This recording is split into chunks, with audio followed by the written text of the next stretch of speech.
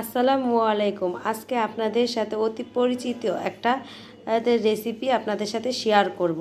আর সেটা হচ্ছে ডাঁটা দিয়ে চিংড়ি মাছ রান্না। কড়াইতে পরিমাণ মতো তেল আর পেঁয়াজ দিয়ে একটু ভেজে নেব।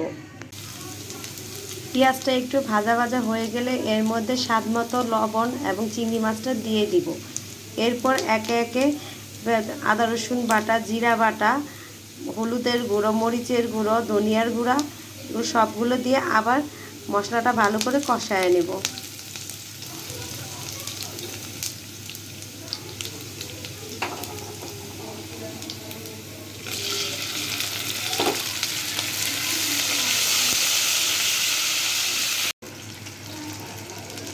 চিংড়ি মাছটার মধ্যে ছোট ছোট সাইজের 2টা তেজপাতা দিয়ে দিব।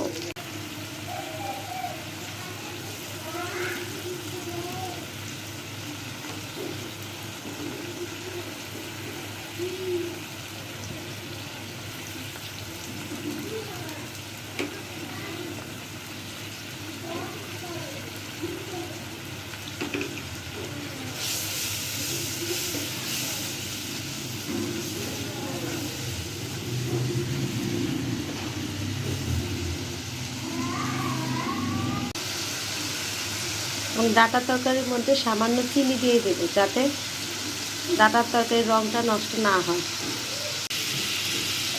আমার চিংড়ি মাছটা ভালো করে কষানো হয়ে গেছে। এখন আমি ডাঁটাটা দিয়ে দিব, দিয়ে আবার ভালো করে নাড়াচাড়া করে এটা কষায় নেব।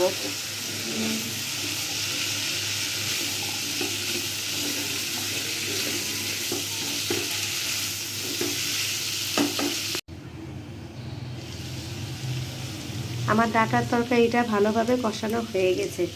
এখন আমি এর মধ্যে সামান্য পরিমাণ পানি দিয়ে দিব। পানি দিয়ে আর এর মধ্যে কয়েকটা কাঁচামরিচ দিয়ে ভালো করে নাড়াচাড়া করে ঢেকে দিব।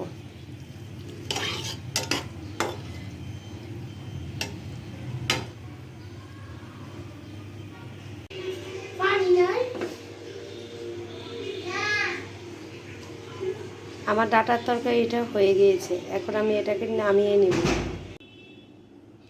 এখন আমি আমার ডাঁটা দিয়ে চিংড়ি মাছের তরকারিতে সামান্য ভাজা জিরা গুঁড়ো দিয়ে দিব।